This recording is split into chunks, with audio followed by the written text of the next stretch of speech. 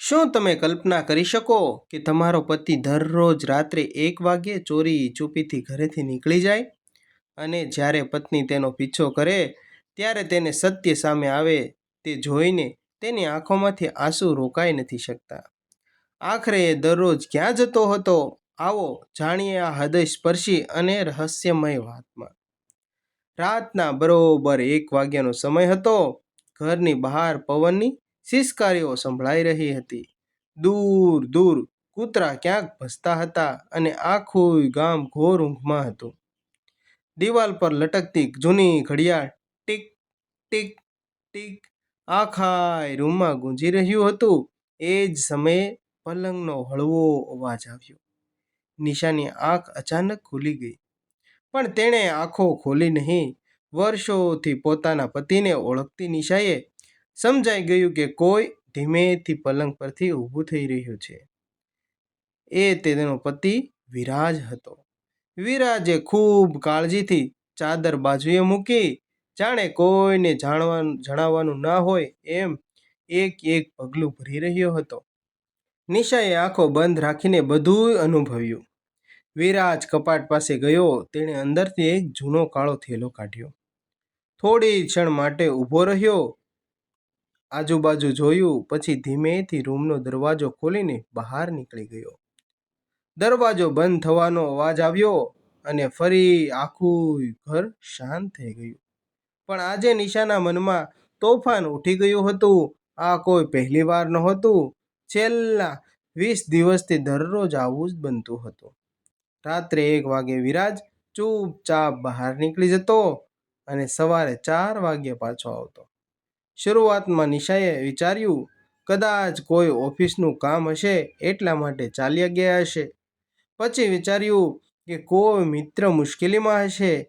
પણ હવે વાત રોજની બની ગઈ હતી.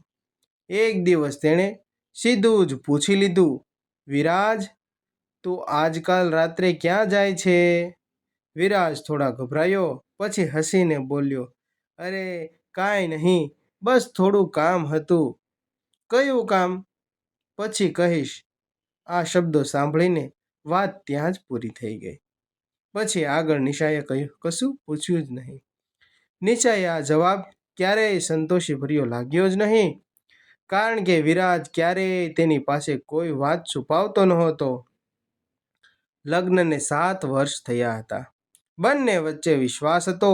નાના મોટા દરેક નિર્ણયો સાથે જ મળીને લેતા. ગામમાં બધા તેમના પ્રેમના ઉદાહરણ આપતા. પણ છેલ્લા કેટલાય દિવસોથી વિરાજ બદલાઈ ગયો હતો. ઘરે આવતો પણ વિચારમાં ખોવાયેલો રહેતો. ન જાણે શું હતું તે કાંઈ ખબર ના પડતી. મોબાઈલ પણ હવે હંમેશા સાયલેન્ટ પર રાખતો.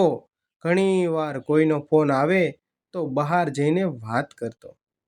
આ બધું જોઈને નિશાના મનમાં શંકાના નાના નાના બીજ ઉગવા લાગ્યા.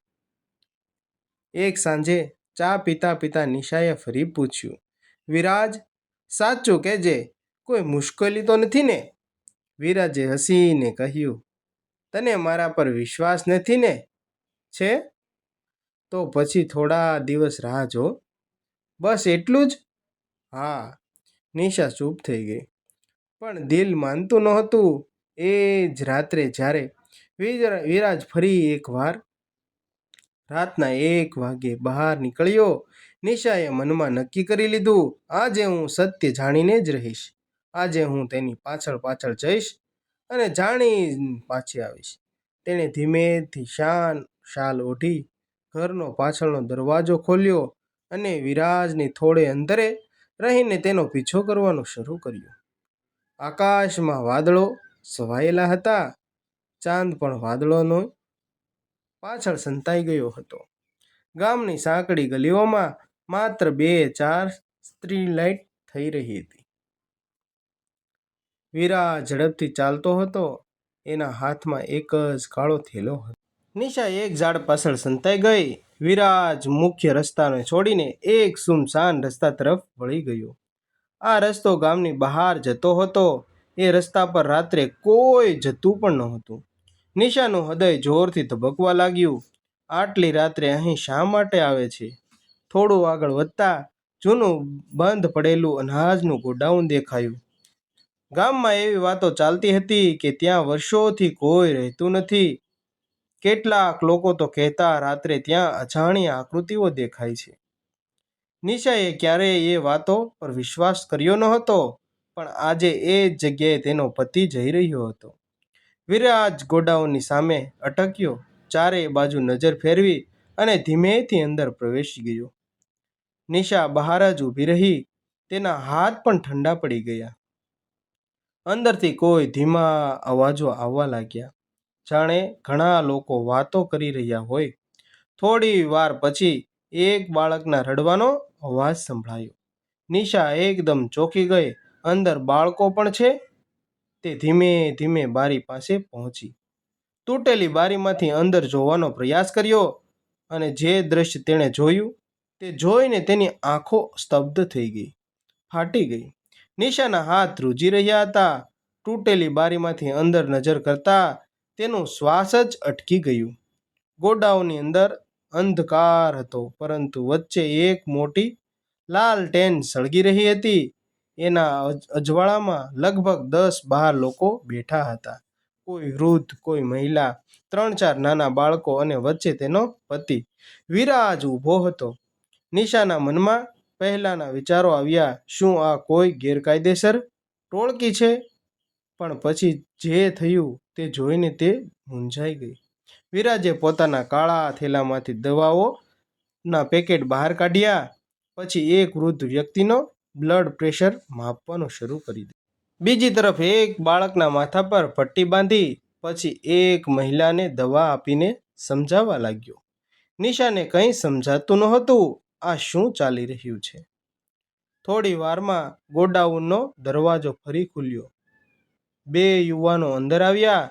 તેમના હાથમાં દૂધ, બ્રેડ અને ફળ હતા. વિરાજે સ્મિત સાથે તેમનું સ્વાગત કર્યું. આજે નવા લોકો આવ્યા છે? એક યુવાને પૂછ્યું. વિરાજે હા પાડી. હા, રસ્તા પર રહેતા એક પરિવારને પોલીસ અહીં સુધી લઈ આવી છે. નિશા વધુ આશ્ચર્યમાં પડી ગઈ. આ તો કોઈ ગુનાહિત અને અડ્ડો નહોતો, પણ તો પછી આ બધું છુપાયેલું શા માટે રાખે છે? તેને સમજાતું નહોતું. એ દરમિયાન લગભગ 8 વર્ષની એક બાળકી દોડી આવી. વિરાજ કાકા! વિરાજ તરત જ નીચે બેઠો. શું થયું બેટા? આજે મારી મમ્મીને તાવ ઓછો છે. વિરાજના ચહેરા પર સંતોષ દેખાયો. સારું, કાલે ડૉક્ટર ફરી આવશે. બાળકી ખુશ થઈને હસી. એ હાસ્યમાં એવો નિર્દોષ આનંદ હતો કે નિશાની આંખો ભીની થઈ ગઈ. પણ હજુ પણ એક પ્રશ્ન બાકી હતો. વિરાજ આ બધું પોતાની પત્નીને કેમ છુપાવતો હતો? આ નિશા માટે ખૂબ મોટી વાત હતી. નિશા ધીમેથી બારીની બીજી બાજુ સરકી. ત્યાંથી અંદરનો બધો જ અવાજ સ્પષ્ટ સંભળાતો હતો. એ દરમિયાન એક વૃદ્ધ બોલ્યા, બેટા વિરાજ, ભગવાન તને સુખ આપે. જો તું ન હોત તો અમે ક્યારના રસ્તા પર મરી ગયા હોત. વિરાજ તરત જ બોલ્યો, દાદા, આવું ના કહો. હું તો ફક્ત મારું કર્તવ્ય કરું છું. બીજા વૃદ્ધે પૂછ્યું, પણ બેટા, તારી પત્નીને હજુ પણ ખબર નથી? વિરાજ થોડી ક્ષણ માટે ચૂપ રહી ગયો. પછી ધીમા અવાજે બોલ્યો, ના. કેમ? વિરાજે લાંબો શ્વાસ લીધો. કારણ કે મારી પાસે પૈસા બહુ ઓછા છે. દિવસે નોકરી કરું છું, રાત્રે અહીં આવું છું. ઘરની જવાબદારીઓ પણ છે, પણ હું તે મારા પત્ની પર છોડી દઉં છું. જો નિશાને ખબર પડશે તો એ પોતાનું બધું મારી સાથે વેચવા તૈયાર થઈ જશે. હું નથી ઈચ્છતો કે એને મારા કારણે કોઈ તકલીફ પડે, અને અમે બંને પતિ પત્ની વ્યવસ્થિત રહે એ માટે હમણાં મેં એને નથી કહ્યું. એ ખૂબ જ સારી છે. હું એને ક્યારેય દુઃખી જોઈ શકતો નથી. આ શબ્દો સાંભળીને નિશાની આંખોમાંથી આંસુ વહી પડ્યા. એ જ સમયે અચાનક બહાર કોઈ કાર આવીને ઊભી રહી. ગોડાઉનની બહાર તેજ લાઈટો પડી. બધા લોકો ગભરાઈ ગયા. એક યુવાન દોડી આવ્યો, વિરાજભાઈ, મોટી મુશ્કેલી થઈ ગઈ. કોઈએ પોલીસને ફોન કરી દીધો છે. આ સાંભળતા જ અંદર બેઠેલા લોકોના ગભરાટ ફેલાઈ ગયો. નાના બાળકો પોતાની માતા પાસે વળગી ગયા. વિરાજ શાંત રહ્યો. તેણે બધાને કહ્યું, કોઈ ડરશો નહીં. સત્ય છુપાવવાની જરૂર પડતી નથી. પણ બહારથી ભારે અવાજ આવ્યો. દરવાજો ખોલો. પોલીસ. નિશાનું હૃદય જોરથી ધબકવા લાગ્યું. તેને થયું કે અહીં પોલીસ શા માટે આવી છે. તેને કાંઈ વાતની સમજણ પડતી નહોતી. શું વિરાજની આખી મહેનત આજે બરબાદ થઈ જશે? શું પોલીસે તેને ગુનેગાર સમજીને પકડી લેશે કે પછી આ રસ્તા પર પાછળના હજુ કંઈક વધુ મોટું સત્ય છુપાયેલું છે? બહાર પોલીસની જીપની બ્રેકનો કર્કશ અવાજ ગુંજી ઉઠ્યો. થોડી જ ક્ષણમાં 4 પોલીસ કર્મીઓ ગોડાઉનના દરવાજા સુધી આવી પહોંચ્યા. એક પોલીસ ઇન્સ્પેક્ટરે જોરથી દરવાજો ખખડાવ્યો. દરવાજો ખોલો. પોલીસ. અંદર બેઠેલા નાના બાળકો ડરીને પોતાની માતાને વળગી પડ્યા. વૃદ્ધોના ચહેરા પર ગભરાટ સ્પષ્ટ દેખાતો હતો. પરંતુ વિરાજના ચહેરા પર કોઈ ડર નહોતો. તે ધીમેથી દરવાજા તરફ આગળ વધ્યો. પાછળ વળીને બધાને માત્ર એક જ વાત કહી, કોઈ ગભરાશો નહીં. આપણે કોઈ ખોટું કામ કરતા નથી. દરવાજો ખુલ્યો. પોલીસ અંદર દાખલ થઈ. ઇન્સ્પેક્ટરે આખા ગોડાઉનમાં નજર ફેરવી. પછી વિરાજ તરફ જોઈને પૂછ્યું, તું જ છે વિરાજ છે? હા. અમને ફરિયાદ મળી છે કે અહીં રાત્રે ગેરકાયદેસર લોકો ભેગા થાય છે. વિરાજ શાંતિથી બોલ્યો, સાહેબ, તમે આખા જગ્યાને તપાસી લો. પોલીસે એક પછી એક બધાય દરવાજા તપાસવાનું શરૂ કર્યું. ક્યાંય દારૂ નહોતો, ક્યાંય હથિયાર નહોતા, કોઈ ગેરકાયદેસર સામાન નહોતો. માત્ર દવાઓ, જૂના કપડાં, અનાજના થેલા, દૂધ, બિસ્કિટ અને ગરીબ લોકો જ હતા. ઇન્સ્પેક્ટર થોડો આશ્ચર્યમાં પડી ગયો. એ જ સમયે એક નાના છોકરાએ દોડી આવ્યો. તેના હાથમાં દવાની બોટલ હતી. એ સીધો વિરાજને વળગી પડ્યો. કાકા, મારી મમ્મી હવે સાજી તો થઈ જશે ને? વિરાજ હસ્યો. હા બેટા, જરૂર સારી થઈ જશે. આ દ્રશ્ય જોઈને પોલીસ પણ થોડા નરમ પડ્યા. ઇન્સ્પેક્ટરે ધીમા અવાજે પૂછ્યું, આ બધું તું એકલો ચલાવે છે? વિરાજે માથું હલાવ્યું. હા સાહેબ. કેમ? આ પ્રશ્ન સાંભળતા જ વિરાજ થોડો શાંત પડી ગયો. થોડી ક્ષણ માટે તેણે આંખો બંધ કરી, જાણે વર્ષો જૂના ઘા ફરી તાજા થઈ ગયા હોય. વિરાજ ધીમે બોલવા લાગ્યો, સાહેબ, આજથી 10 વર્ષ પહેલા હું પણ આ બાળકો જેવો જ હતો. ગોડાઉનમાં સંપૂર્ણ શાંતિ છવાઈ ગઈ. બધા લોકો તેની વાત સાંભળવા લાગ્યા. મારા પપ્પા મજૂરી કરતા હતા. એક અકસ્માતમાં તેમનું મૃત્યુ થયું. ઘરમાં ખાવા માટે પણ પૈસા નહોતા. મારી મમ્મીને ગંભીર બીમારી હતી. હું દરવાજે મદદ માંગતો ફરતો હતો. વિરાજનો અવાજ ધ્રુજી ગયો, પણ કોઈએ મદદ નહોતી કરી. તેની આંખોમાંથી આંસુ ટપકવા લાગ્યા. એક રાત્રે હું મારી મમ્મીને લઈને સરકારી હોસ્પિટલની બહાર બેઠો હતો. ડૉક્ટરે કહ્યું હતું, દવા લાવવા, નહીં તો મોડું થઈ જશે. પણ મારી પાસે માત્ર 50 રૂપિયા હતા. દવા 500 રૂપિયાની હતી. હું આખી રાત લોકોને વિનંતી કરતો હતો. કોઈ રોકાયું નહીં. ગોડાઉનમાં બેઠેલા ઘણા લોકોની આંખો ભીની થઈ ગઈ. વિરાજ આગળ બોલ્યો, સવારે મારી મમ્મીએ મારી ગોદમાંથી અંતિમ શ્વાસ લીધા. આ સાંભળતા જ નિશાના હાથ કંપી ઉઠ્યા. તેને ક્યારેય ખબર જ નહોતી કે વિરાજના જીવનમાં આટલો મોટો ઘા હતો. વિરાજે આંખો લૂછી એ દિવસે ભગવાનને એક વચન આપ્યું હતું, મારી આંખો સામે હવે કોઈ ગરીબ માણસ માત્ર પૈસાના અભાવે નહીં મરે.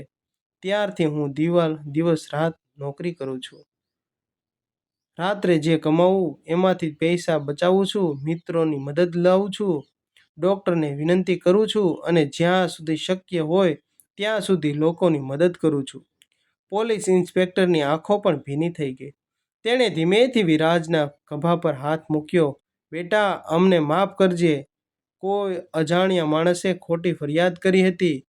અમે ફરજ બજાવવા આવ્યા હતા, પણ આજે આંખે સાચો માણસ જોયો. એટલામાં બહાર ઊભેલી નિશાના પગ નીચે અચાનક સૂકું લાકડું તૂટી ગયું. કડાક! અંદર બેઠેલા બધાય લોકોનું ધ્યાન દરવાજા તરફ ગયું. વિરાજ પણ ચોંકી ગયો. કોણ છે ત્યાં? થોડી ક્ષણ માટે સંપૂર્ણ શાંતિ છવાઈ ગઈ. ધીમે ધીમે દરવાજાની પાછળથી એક ઓળખીતો ચહેરો બહાર આવ્યો. વિરાજની આંખો પહોળી થઈ ગઈ. તેના મોઢામાંથી માત્ર એક જ શબ્દ નીકળ્યો, નિશા. નિશાની આંખોમાંથી સતત આંસુ વહી રહ્યા હતા. તેની નજર વિરાજ પર જ હતી. હવે વિરાજ શું કહેશે? શું નિશા ગુસ્સે થશે? કે પછી આ રાત્રે એમના જીવનમાં એક એવો નિર્ણય લેવાશે જે બંનેનું જીવન બદલી નાખશે? ગોડાઉનમાં એકદમ શાંતિ છવાઈ ગઈ. વિરાજની નજર દરવાજા પર ઊભેલી નિશા પર જ અટકી રહી ગઈ. નિશાની આંખોમાંથી સતત આંસુ વહી રહ્યા હતા. એના ચહેરા પર ગુસ્સો નહોતો, પણ અસંખ્ય પ્રશ્નો હતા. વિરાજ ધીમે ધીમે તેની તરફ આગળ વધ્યો. નિશાએ કોઈ પણ જવાબ આપ્યો નહીં, માત્ર તેની સામે જ જોઈ રહી.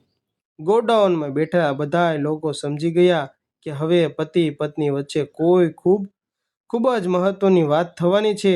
પોલીસ ઇન્સ્પેક્ટર પણ પોતાની સાથીઓને લઈ ઈશારો કર્યો. બધા થોડા દૂર ખસી ગયા. વિરાજ નિશાની સામે આવીને ઊભો રહ્યો. તેની આંખો નીચે ઝૂકી ગઈ. મને માફ કરી દે. આટલું બોલતા જ તેના અવાજ તૂટી ગયો. મેં તારી સાથે આટલી મોટી વાત છુપાવી. નિશાએ ધીમા અવાજે પૂછ્યું, શા માટે? માત્ર 2 શબ્દ, પણ તેમાં હજારો પ્રશ્નો છુપાયેલા હતા. વિરાજે ઊંડો શ્વાસ લીધો. કારણ કે હું તને દુઃખી ન જોવા નથી માંગતો. આ કારણ શરૂ થયું ત્યારે મારી પાસે બહુ ઓછા પૈસા હતા. મને લાગતું કે જો હું તને કહું તો તું પણ પોતાની ખુશીઓ છોડી દેશે. તારા પોતાના સપનાઓ હતા. આપણું પોતાનું ઘર બનાવવાનું હતું. કાર ખરીદવાની વાતો કરતા હતા. હું નથી ઈચ્છતો કે મારી જીદના કારણે તારે ત્યાં ત્યાગ કરવો પડે. નિશાની આંખોમાંથી ફરી આંસુ વહેવા લાગ્યા.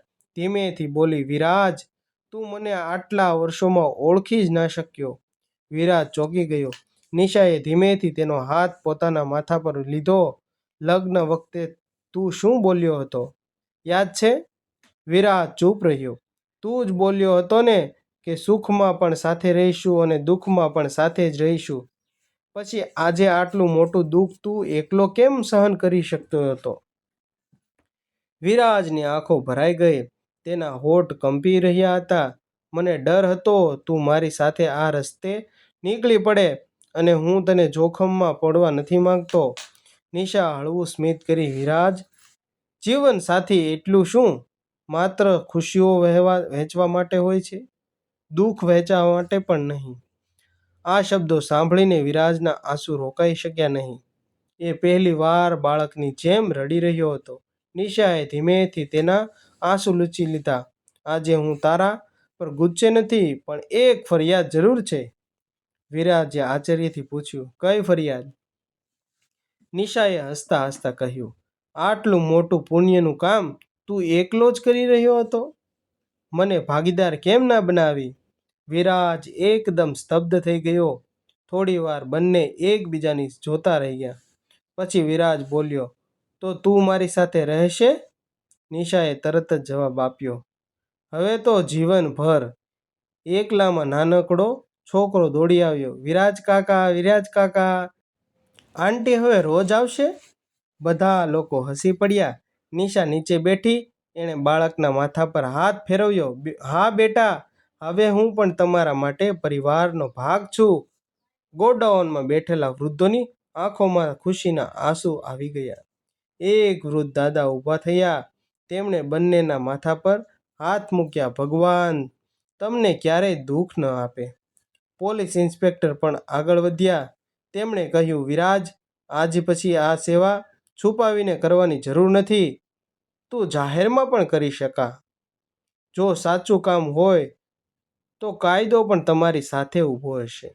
વિરાજ અને નિશા બંનેએ હાથ જોડીને સૌના આભાર માન્યો. પણ એ જ સમયે ગોડાઉનની બહાર એક કાળી એસયુવી આવીને ઊભી રહી. તેમાંથી 4 અજાણ્યા લોકો નીચે ઉતર્યા. તેમના ચહેરા પર ગુસ્સો સ્પષ્ટ દેખાતો હતો. એક માણસે ગોડાઉન તરફ આગળ આવીને બતાવી કહ્યું, "આ જ છે એ માણસ જેના કારણે આપણો આખો ધંધો બંધ પડી રહ્યો છે." બીજા માણસ ખિસ્સામાંથી લોખંડનો સળિયો બહાર કાઢ્યો અને બોલ્યો, "આજે તેનો હિસાબ પૂરો કરી દઈએ, આજે તેને પતાવી દઈએ." દરવાજા તરફ તેમના ભારે પગલાં આગળ વધવા લાગ્યા. વિરાજે નિશા તરફ જોયું અને પહેલી વાર તેના ચહેરા પર ફરી ચિંતા દેખાઈ. ગોડાઉનની બહાર 4 અજાણ્યા માણસો ધીમે ધીમે અંદર પ્રવેશવા લાગ્યા. તેમના હાથમાં લોખંડના સળિયા હતા. ચહેરા પર ગુસ્સો સ્પષ્ટ દેખાતો હતો. અંદર બેઠેલા બાળકો ડરી ગયા. મહિલાઓએ બાળકોને પોતાની પાછળ છુપાવી લીધા. વિરાજ તરત જ તેમની સામે ઊભો રહી ગયો. નિશા પણ તેની બાજુમાં જ ઊભી હતી. પોલીસ ઇન્સ્પેક્ટરે આગળ વધીને પૂછ્યું, "કોણ છો તમે લોકો?" સામે ઊભેલા માણસ ગુસ્સાથી બોલ્યા, "આ માણસે અમારો લાખો રૂપિયાનો ધંધો બરબાદ કરી નાખ્યો છે." ઇન્સ્પેક્ટરે પૂછ્યું, "કયો ધંધો?" એ માણસ હસ્યો, "ધંધો નહીં કહો સાહેબ, ગરીબોની મજબૂરીનો વેપાર." આ શબ્દો સાંભળીને બધા ચોંકી ગયા. વિરાજ બહુ સમજી ગયો. તે ધીમેથી બોલ્યો, "હું જાણતો હતો એક દિવસ તમે લોકો જરૂર આવશો." નિશાએ આશ્ચર્યથી પૂછ્યું, "વિરાજ, આ લોકો કોણ છે?" વિરાજે ગંભીર અવાજમાં કહ્યું, "આ લોકો એવા છે જે રસ્તા પર રહેતા ગરીબ લોકોને નોકરી આપવાના બહાને શહેરમાં લઈ જાય છે, પછી તેમની પાસે ભીખ મંગાવે છે. નાના બાળકોને પણ અલગ કરી દે છે અને તેમની કમાણી છીનવી લે છે." આ સાંભળતા જ આખા ગોડાઉનમાં સન્નાટો છવાઈ ગયો. વિરાજ આગળ બોલ્યો, "છેલ્લા 2 વર્ષોમાં મેં આવા ઘણા પરિવારોને તેમની ચુંગાલમાંથી બહાર કાઢ્યા છે. એટલે જ આ લોકો મારા દુશ્મન બની ગયા છે." એ માણસ ગુસ્સાથી બૂમ પાડી, "જો તું વચ્ચે ન આવ્યો હોત તો આજે અમે કરોડપતિ હોત અને કરોડપતિ હોત અને મોટા બંગલામાં રહેતા હોત. તે અમારું બધું તોડી નાખ્યું." એટલામાં તેણે લોખંડનો સળિયો ઉંચક્યો અને વિરાજ તરફ દોડ્યો. નિશા બૂમ પાડી, "વિરાજ સંભાળ!" પણ એ પહેલાં જ પોલીસ ઇન્સ્પેક્ટરે તેનો હાથ પકડી લીધો. બાકીના પોલીસ કર્મીઓએ પણ તરત જ બીજા 3 લોકોને કાબૂમાં લઈ લીધા. થોડી જ ક્ષણોમાં 4 લોકો હાથકડીમાં હતા. પોલીસ ઇન્સ્પેક્ટરે કહ્યું, "અમે ઘણા સમયથી તમને શોધી રહ્યા હતા. આજે આખરે તમે કાયદાની પકડમાં આવી ચૂક્યા છો." ગુનેગાર પોલીસે જીપમાં બેસાડી લઈ ગયા. જતા જતા એમાંથી એક માણસ પાછળ વળીને બોલ્યો, "વિરાજ, તું આજે જીતી ગયો, પણ તારા જેવા માણસો બહુ ઓછા હોય છે." વિરાજે શાંતિથી જવાબ આપ્યો, "ના, મારા જેવા ઘણા લોકો છે. ફક્ત તેમને પોતાની અંદરની માનવતા જગાડવાની જરૂર છે." પોલીસ જીપ પર વયા ગયા. ગોડાઉન ફરી શાંત પડી ગયું. નિશા ધીમેથી વિરાજ પાસે આવી. એણે કહ્યું, "આજે મને તારા પર ગર્વ થાય છે. તું માત્ર મારો પતિ નથી, તું તો ઘણા લોકો માટે ભગવાનનો મોકલેલો માણસ છે." વિરાજ હળવું સ્મિત કરતો બોલ્યો, "ના નિશા, હું ભગવાન નથી, હું તો એક બાળક છું. એક દિવસ પોતાની મમ્મીને બચાવી શક્યો નહીં નહોતો, એટલા માટે આજે કોઈ બીજાની મમ્મીને બચાવવાનો પ્રયત્ન કરું છું." આ સાંભળીને ત્યાં હાજર દરેક વ્યક્તિના આંખોમાં ભીની થઈ ગઈ. એટલામાં 8 વર્ષની એક જ નાનકડી બાળકી હાથમાં એક કાગળ લઈને આવી. "વિરાજ કાકા, આ તમારા માટે બનાવ્યું છે." વિરાજે કાગળ ખોલ્યો. એમાં રંગીન પેન્સિલ હતી. સુંદર ચિત્ર દોરેલું હતું. એક નાનું ઘર, ઘરની સામે ઘણા લોકો અને વચ્ચેની વ્યક્તિ, એક વિરાજ અને બીજી નિશા. ચિત્રની નીચે લખેલું હતું, "અમારું સાચું ઘર." વિરાજની આંખોમાંથી આંસુ ટપકી પડ્યા. નિશાએ ચિત્ર પોતાના હૃદય સાથે લગાવી લીધું. એ બોલી, આજથી આ સેવા માત્ર તમારી નથી, આપણા બંનેની છે. અને એક દિવસ આ ગોડાઉનની જગ્યાએ અહીં એક મોટું આશ્રય ગૃહ બનશે. 6 મહિના પછી એ જગ્યાએ એક નવું મકાન ઊભું હતું. દરવાજા પર મોટા અક્ષરે લખેલું હતું, માતૃ આશ્રમ સેવા કેન્દ્ર. અહીં નિરાધાર વૃદ્ધોને રહેવાની વ્યવસ્થા હતી, અનાથ બાળકો માટે શિક્ષણની વ્યવસ્થા હતી, મફત દવાઓ મળતી હતી અને દર રવિવારે ગામના ડૉક્ટરો મફતમાં સારવાર કરતા આવતા હતા.